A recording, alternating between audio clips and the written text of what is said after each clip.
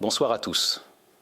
Nous poursuivons l'étude des enseignements de Shlomo dans le livre des Proverbes. Et ici, dans le verset suivant, il nous enseigne comment bien parler, à quel point il faut faire attention aux paroles qui sortent de notre bouche. Une personne qui veille à son langage, c'est-à-dire qui ne laisse pas simplement les mots sortir comme ils lui viennent, mais qui s'habitue, qui s'éduque à maîtriser sa parole, c'est cela un homme sage. On a dit, tant qu'un mot n'a pas encore été dit, tu le contrôles, mais une fois qu'il est sorti, c'est lui qui te contrôle, avec toutes les implications et conséquences que cela entraîne. Et ici, Shlomo dit, il y a celui qui parle avec brutalité, comme des coups d'épée, mais la langue des sages guérit. Le mot beauté vient de mifta, le fait de parler. Il s'agit d'une personne qui parle de manière brutale, blessante, insultante, sans adoucir ses propos. Il lance ses mots et se dit « Moi, je dis ce que je pense, parce que je suis quelqu'un d'authentique. » Certains s'en enorgueillissent même. « Je suis quelqu'un de vrai, je dis ce que j'ai sur le cœur. » C'est bien de dire ce qu'on pense, mais comment on le dit? Quelle formulation choisit-on? Shlomo dit « Sache que tes paroles peuvent être comme des coups d'épée. » Celui qui parle brutalement, c'est comme s'il donnait des coups de couteau. Lui, il a l'impression qu'il se soulage, qu'il se libère de sa tension, de sa colère. Mais en réalité, la personne en face se sent transpercée par une épée. Et Shlomo ne dit pas « comme un coup d'épée », mais « comme des coups d'épée », au pluriel. Comme un médecin qui sait exactement ce qu'il doit faire, quelle est la bonne prescription, le bon dosage. Un médecin qui, par compassion, donnerait à son patient 10 fois la dose prescrite, pourrait le tuer. Même si c'est le bon médicament, il y a une dose à respecter. De la même façon, la langue des sages guérit. La parole d'un sage est comme une médecine. Il sait exactement comment parler. Il fixe un but, il ne réagit pas à l'émotion. On ne crie pas sur un enfant juste parce qu'on est en colère. On ne dit pas tout ce qui nous passe par la tête. Il faut réfléchir avant de faire une remarque.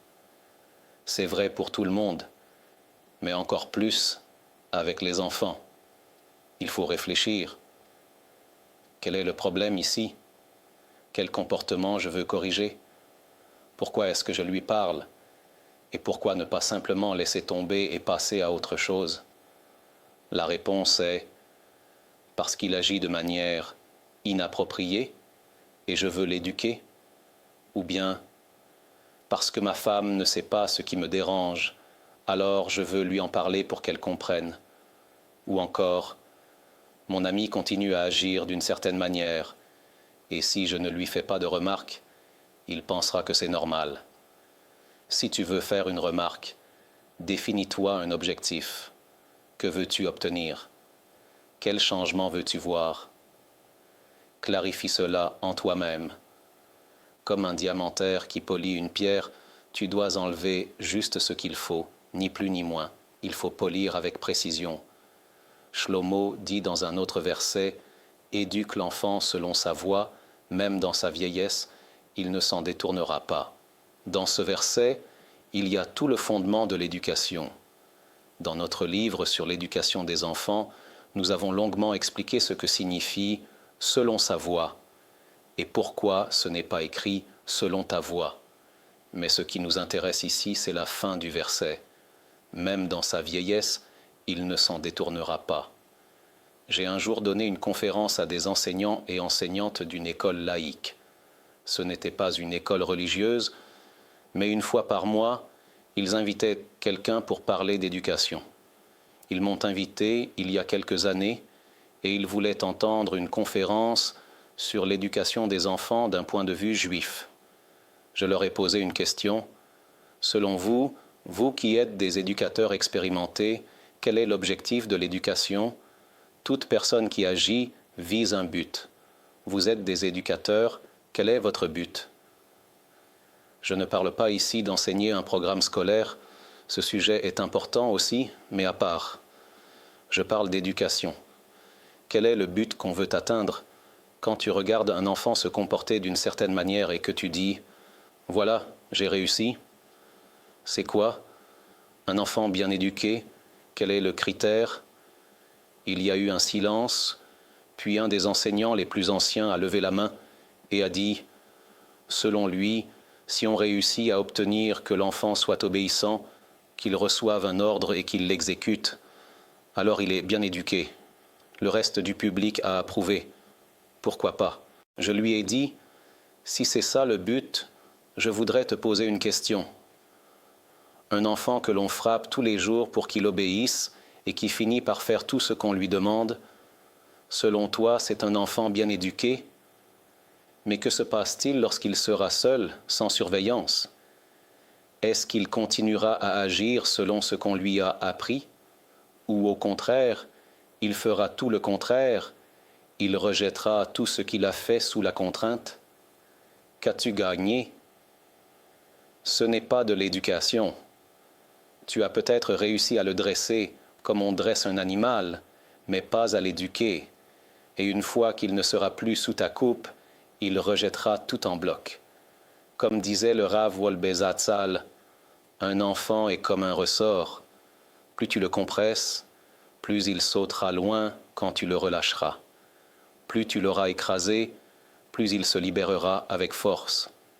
Ça, ce n'est pas de l'éducation. Alors un débat s'est engagé. Quel est donc le véritable objectif de l'éducation?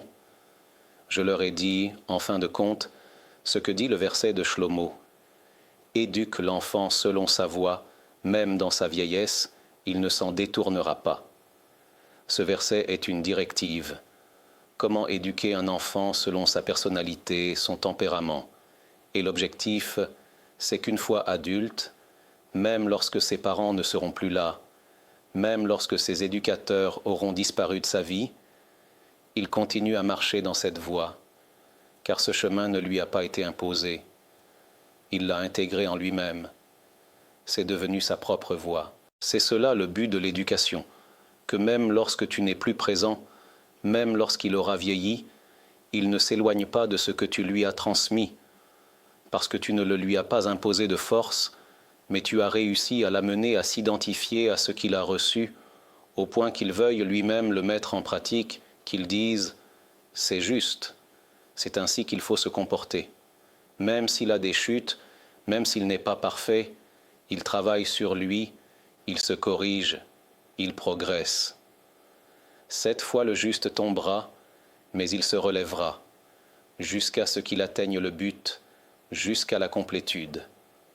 C'est cela le véritable objectif de l'éducation, amener l'enfant à un état tel que, même quand ses parents ou éducateurs ne sont pas dans les parages, qu'il se trouve derrière le bâtiment de l'école, que personne ne le voit, ou qu'il soit chez des amis, il continue malgré tout à agir selon ce qu'on lui a enseigné. Pourquoi est-il important de bien comprendre que c'est cela le but de l'éducation? Parce que chaque fois qu'on veut faire une remarque à un enfant, il faut se poser la question: qu'est-ce que je suis sur le point de faire? Crier, le gronder, le frapper? La vraie question est: est-ce que cela me rapproche du but, même quand il vieillira, il ne s'en détournera pas? Ou au contraire, est-ce que je fais exactement l'inverse? Est-ce que par mes mots, par la formulation que j'utilise, par mes nerfs, je risque de provoquer en lui l'effet opposé à ce que je recherche? Alors, que suis-je en train de faire au fond? Le Rav Wolbe écrit dans son livre: parfois, on voit un parent frapper son enfant violemment, avec cruauté. On lui demande: que fais-tu? Et il répond: que veux-tu dire? Je suis le père, je dois l'éduquer. Le Rav Wolbe dit: examine-toi profondément. Est-ce que vraiment tu le frappes pour l'éduquer? Ou bien est-ce que tu le frappes parce que tu veux te venger du fait qu'il ne t'a pas écouté? Il dit: Dieu préserve, on ne veut pas penser qu'un père se venge de son enfant.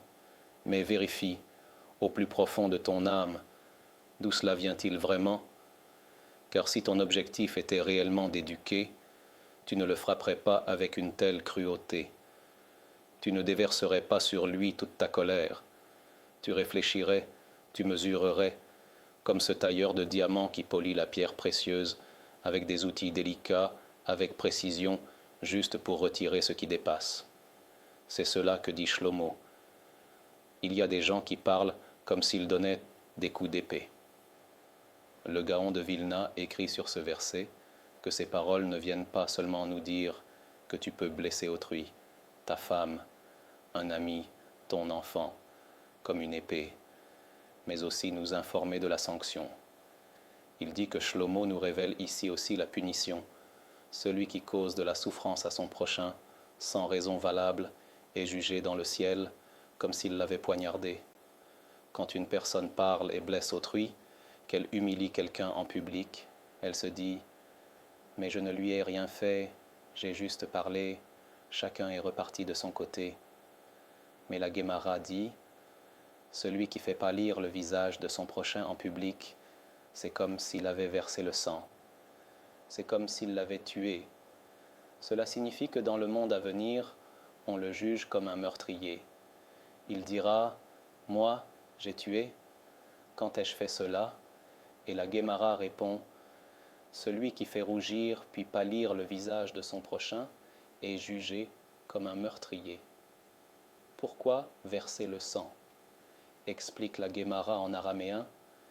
D'abord le rouge monte au visage, puis il disparaît, et le visage devient tout pâle.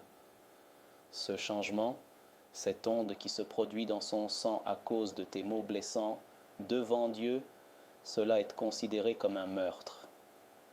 Certaines personnes, en voyant quelqu'un publiquement humilié, courent vers lui pour lui demander une bénédiction.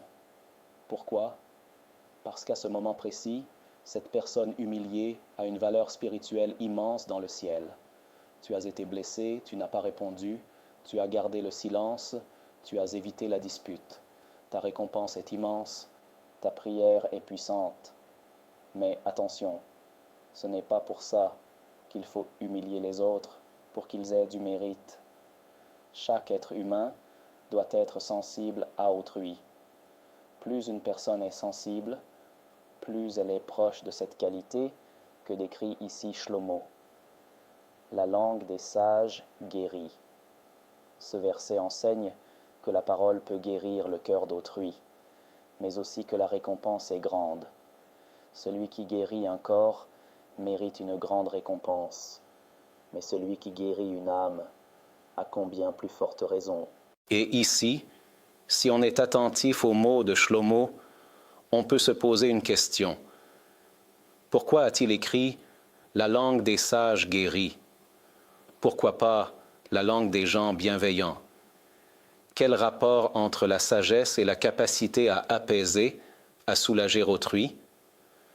On pourrait penser que c'est le cœur bon, la générosité, l'empathie qui permettent cela.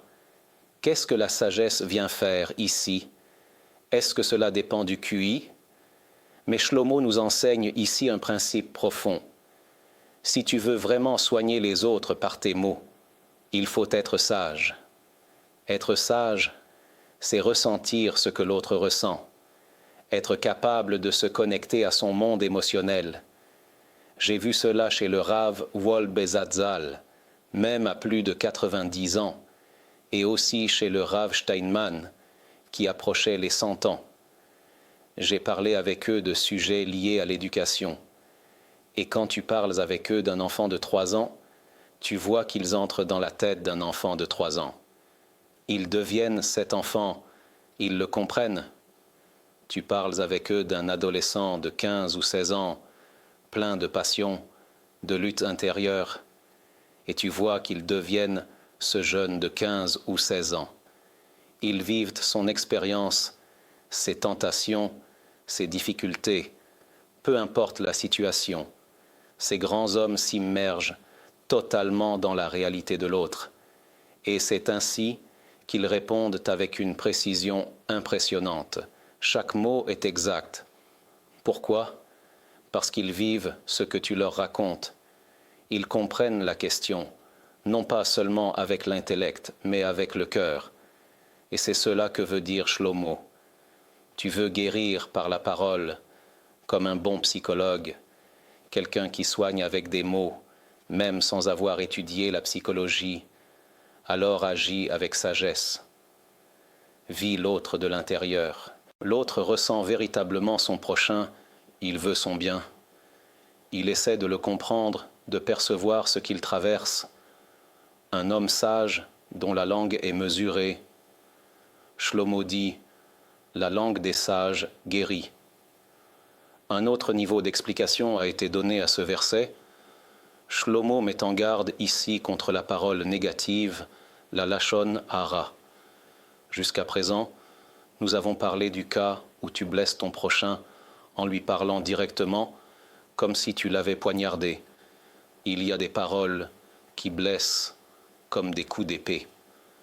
Mais il existe un autre aspect, comme l'explique Rabbeinu Yona et le Gaon de Vilna, une personne qui parle de son prochain en mal, même en son absence. C'est comme si elle l'avait tué. Il ne sait pas que tu parles de lui, il n'est pas là, il n'est pas dans les environs, mais tu racontes à d'autres ses défauts. Selon la halakha, ce n'est pas comme dans le droit civil. D'après la loi de l'État, tu peux poursuivre quelqu'un pour diffamation s'il a dit un mensonge. Et s'il prouve qu'il a dit la vérité, tu perds ton procès parce qu'il n'a rien inventé. Mais selon la halakha juive, même si tu dis la vérité, il est interdit de rapporter quelque chose de négatif sur quelqu'un, à moins que ce ne soit dans un but constructif. Un but constructif signifie, par exemple, qu'un ami te demande conseil. On lui a proposé une jeune femme à rencontrer dans l'intention du mariage, et il te dit que vous travaillez ensemble. Il veut ton avis. Et toi, tu sais qu'elle est très problématique. Elle se met en colère facilement, explose pour tout. Il est impossible de la calmer. Elle parle bien, elle est agréable, mais dès qu'elle s'énerve, elle perd le contrôle. As-tu le droit de lui dire « C'est une fille bien, douce et tranquille, tu seras heureux toute ta vie avec elle ?» Tu te dis « Je ne peux pas dire qu'elle est colérique, ce serait de la lachon hara. » Non seulement il t'est permis de le dire, mais c'est une mitzvah de l'en informer. Tu dois lui dire la vérité, elle a beaucoup de qualités, mais elle a un problème de colère. Qu'il sache à quoi s'attendre. Ensuite, il décidera ce qu'il souhaite faire, mais tu as l'obligation de l'avertir. C'est la même chose dans l'autre sens. Quand on se renseigne sur un jeune homme et qu'il y a des informations qui ont des conséquences concrètes sur la vie commune, on doit les dire. Pas tout, pas ce qui est inutile, mais ce qui peut réellement affecter la vie du couple. Par exemple, si quelqu'un a été hospitalisé 2 mois, mais que cela n'a plus aucun impact sur sa vie, on ne doit pas en parler. Pourquoi créer des peurs ou des soupçons inutiles? Mais si c'est quelque chose qui a un impact réel, on ne doit pas le cacher. Surtout si on te pose une question précise comme « Comment est-elle au niveau de la colère ?» Dans ce cas, il est même permis de reformuler, voire de ne pas tout dire, pour bien protéger sans exagérer. Il faut énormément de sagesse et de discernement. Et en cas de doute, il faut poser la question à un rave compétent pour savoir ce qu'on peut dire et ce qu'on ne peut pas.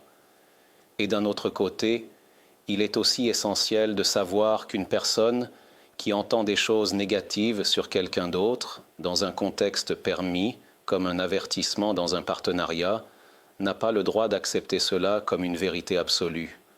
Cela veut dire que tu peux, par prudence, décider de ne pas t'associer avec cette personne parce que tu as entendu certaines choses inquiétantes. Cela s'appelle « Oshesh aval lo mekabel ». Tu es méfiant, mais tu ne conclus rien de définitif. Tu ne peux pas dire « cet homme est un escroc » et le mépriser intérieurement.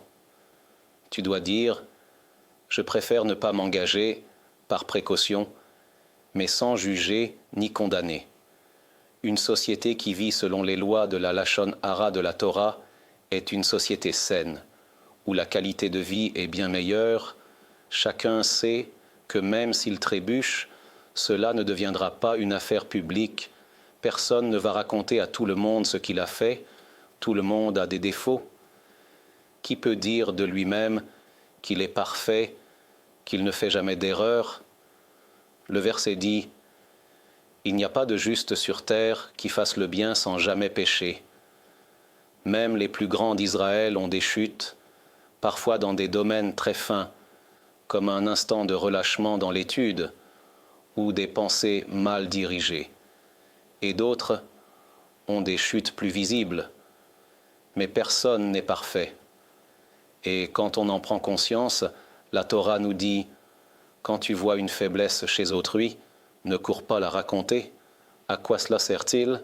Juste à rabaisser, à semer des conflits. Ce sont des choses qui créent des tensions inutiles. » David dit dans les Téhilim, Psaume, chapitre 120, « À l'Éternel, dans ma détresse, j'ai crié, et il m'a répondu. » Quelle est sa détresse? Il dit, « Éternel, sauve mon âme des lèvres mensongères, de la langue trompeuse. » Puis il s'adresse à cette personne. On dirait qu'il lui parle directement. « Que te donnera-t-on, que t'ajoutera-t-on, ô langue trompeuse? À quoi cela t'a-t-il servi, toute cette médisance ?» Et il poursuit, « Des flèches aiguës d'un héros, avec des braises brûlantes. » Encore une fois, la même idée que chez Shlomo. La parole, ce sont des armes, des flèches acérées, des flammes, des blessures profondes. Là-bas, il parlait de coups d'épée. Ici, ce sont des flèches enflammées. Mais l'idée est la même. La parole peut transpercer, brûler, anéantir. Et c'est pour cela que Shlomo conclut son verset par « La langue des sages guérit ». Tu veux réparer, guérir, élever? Alors, sois un sage, ressens ton prochain, maîtrise ta langue, utilise les mots pour construire, pas pour détruire. Car ta bouche peut être une arme ou un remède. David décrit un homme qui se trouve à distance. Il n'est pas près de toi, et pourtant, il tire une flèche. Et cette flèche peut atteindre une grande distance et blesser quelqu'un. C'est ainsi que fonctionnent les mots. Tu parles à quelqu'un, discrètement, en secret.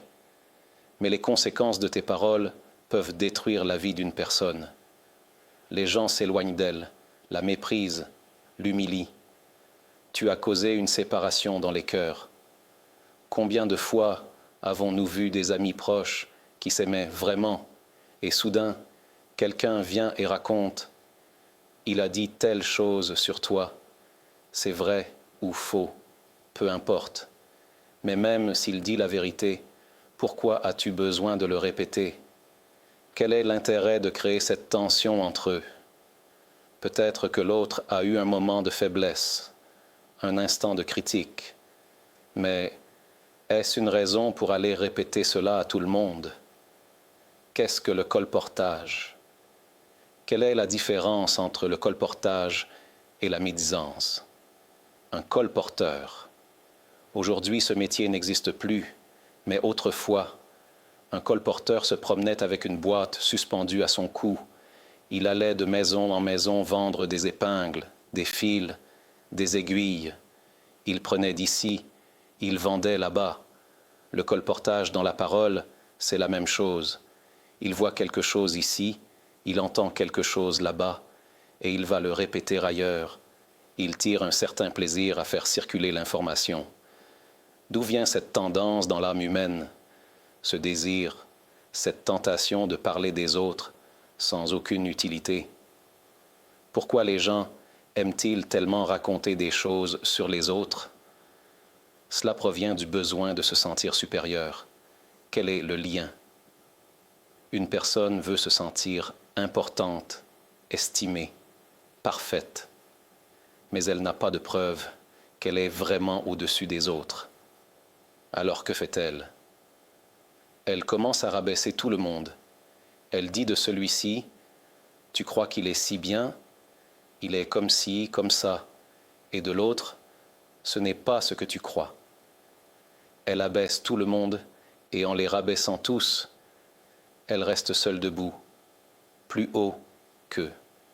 Le colportage et la médisance viennent d'un endroit sombre dans la personnalité, de traits de caractère corrompus, qui détruisent non seulement la vie de celui qui les subit, mais aussi celle de celui qui en est l'auteur. C'est pourquoi Shlomo nous met en garde. Fais attention à cela. Et à l'opposé, la langue des sages guérit. Un homme sage analyse la situation, réfléchit. Que puis-je dire à l'autre pour guérir ses blessures? Cette semaine, j'ai eu le mérite de participer à une réunion du Centre des rabbins d'Europe. Une fois par an, tous les rabbins d'Europe se réunissent, chaque fois dans une ville différente, et cette année, ils m'ont invité à intervenir. Cela a eu lieu à Cracovie, en Pologne. Et hier, après la conférence et avant le retour en Israël, ils ont organisé une visite pour tous les rabbins, en présence du Rav Isaac Yosef, grand rabbin séfarade d'Israël, et du Rav Kalman Ber, grand rabbin ashkénaze. Ils ont fait une visite du camp d'extermination d'Auschwitz, avec toutes ses horreurs. Il y a eu une cérémonie, une allumage de bougies en mémoire des victimes, des prières collectives avec tous les rabbins présents. Le guide qui accompagnait le groupe nous a conduits à l'endroit où Mengele, cet homme cruel et démoniaque, opérait ses sélections. D'un simple geste du doigt, il envoyait certains à la vie, d'autres à la mort. Là, il a raconté des témoignages de survivants de la Shoah, et l'un de ses récits illustre à merveille les mots de Shlomo. La langue des sages guérit.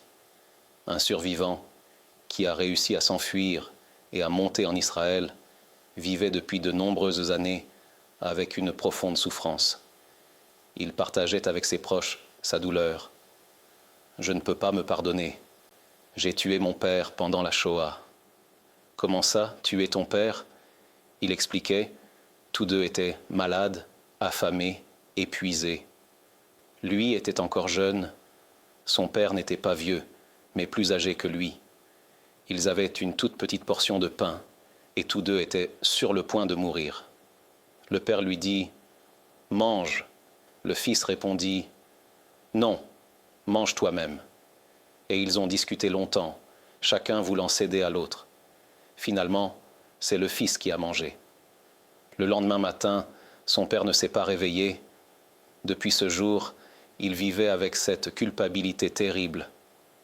J'ai tué mon père. J'aurais dû lui laisser le pain. Malgré tous les raisonnements qu'on lui proposait, tu étais plus jeune, ton père voulait que tu survives. Il ne voulait rien entendre.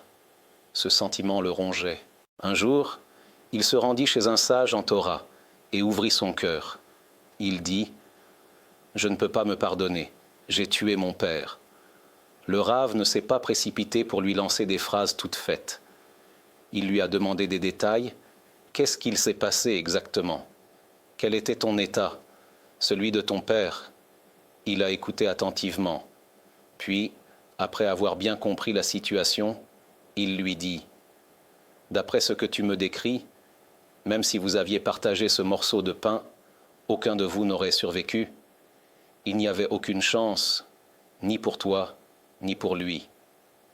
Mais grâce au fait que tu as accompli la mitzvah de respect du Père, tu as mérité que se réalise en toi, afin que tes jours soient prolongés. » Le survivant dit que ces paroles l'ont guéri. Depuis, sa vie a changé.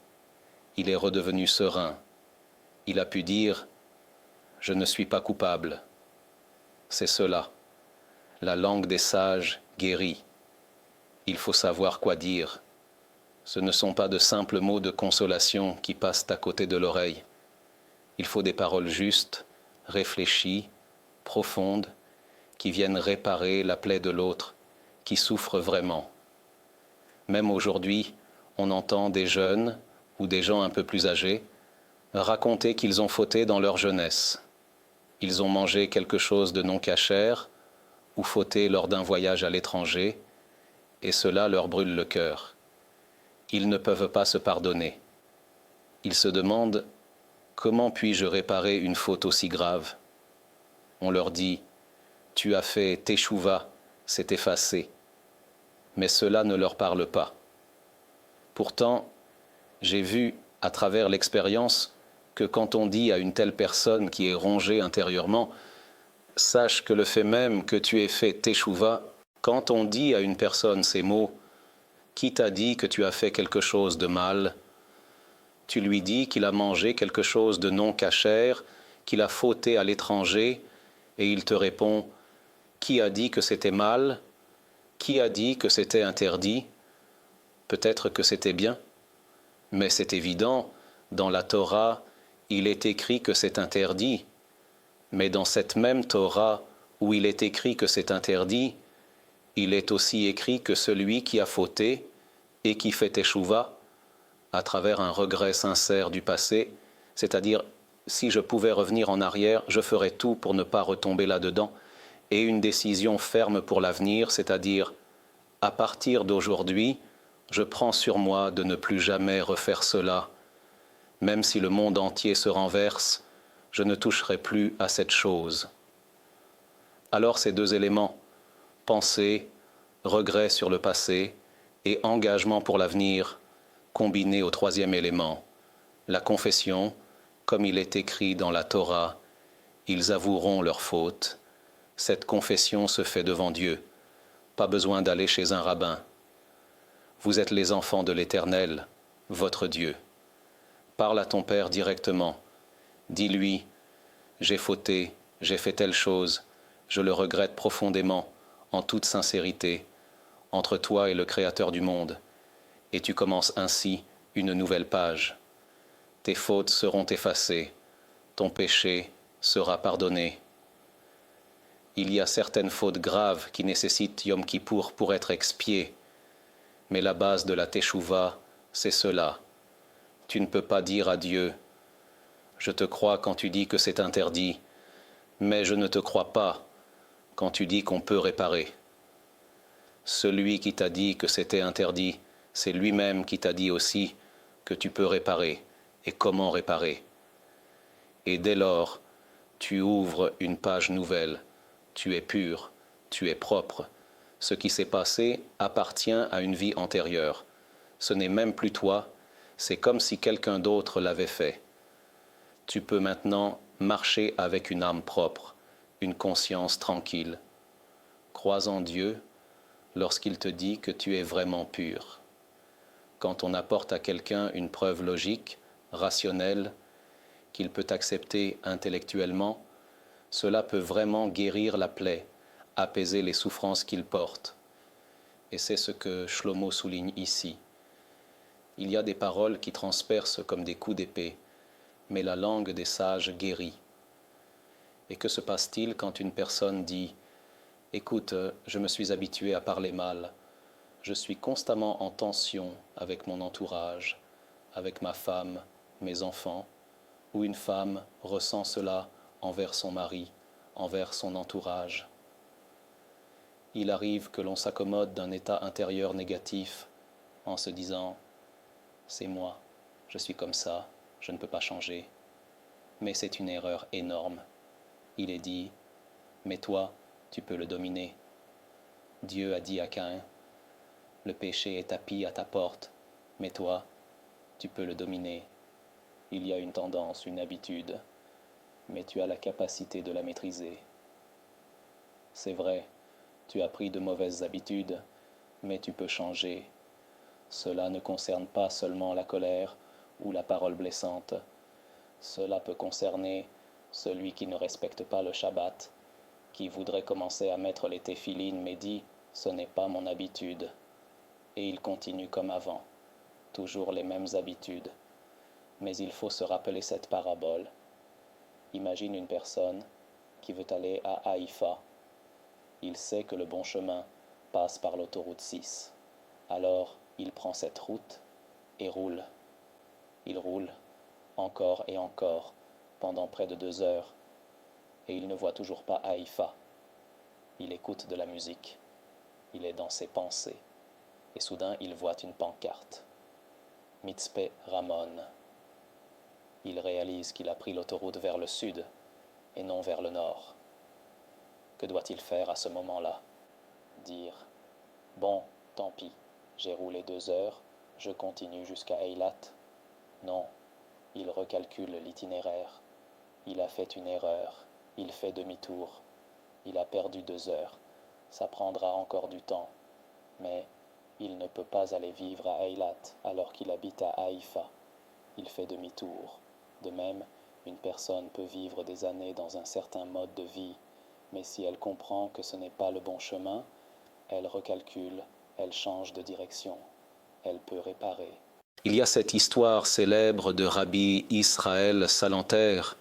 On raconte qu'un soir, tard dans la nuit, il sortit du Beit Hamidrash dans la petite ville de Salan avant la Shoah. En chemin vers sa maison, il passe devant la vitrine du cordonnier et voit une petite lumière vacillante. À l'époque, il n'y avait pas d'électricité et une flamme vacillante signifiait une bougie qui brûlait encore. Toute la ville était construite en bois. Une flamme pouvait être une catastrophe. Il s'inquiéta que le cordonnier ait oublié d'éteindre la bougie, ce qui risquait de provoquer un incendie. Il se précipita. Arrivé devant la porte, il voit qu'elle est entr'ouverte. Il jette un coup d'œil et voit le cordonnier assis, réparant encore des chaussures à la lumière d'une bougie presque consumée. Le rave, étonné, lui dit « À cette heure-ci, 2 heures du matin, tu travailles encore ?»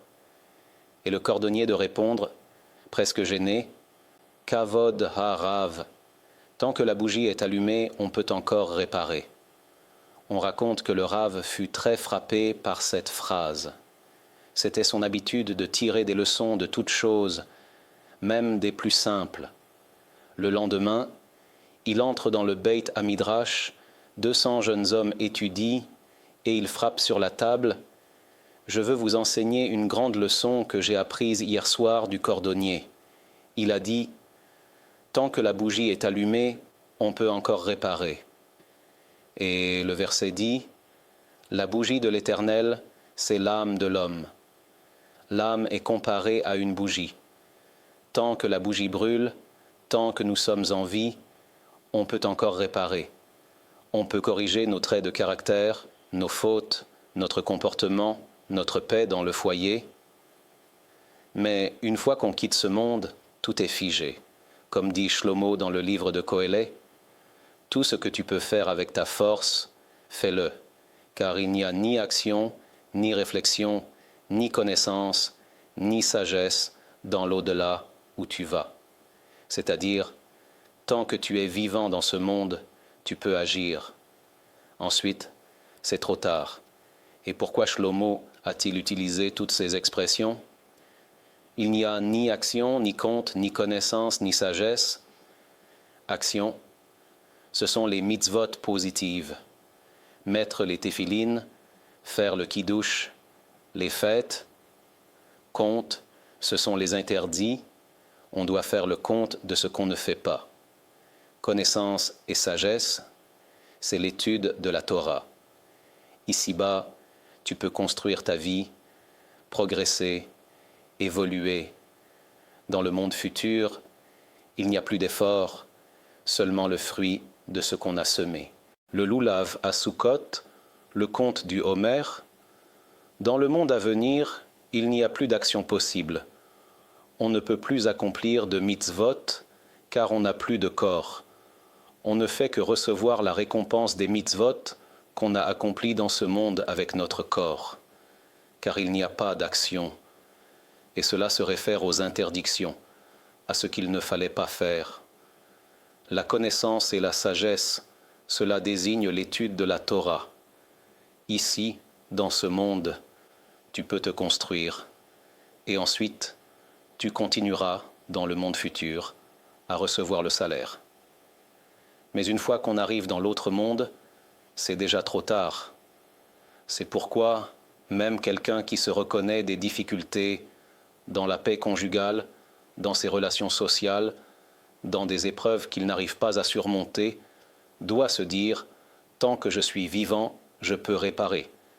Il doit croire en lui-même, comme le Saint béni soit-il l'a dit, « Tu le domineras ». L'instinct paraît effrayant, la tentation paraît forte, mais je t'ai créé plus fort que lui.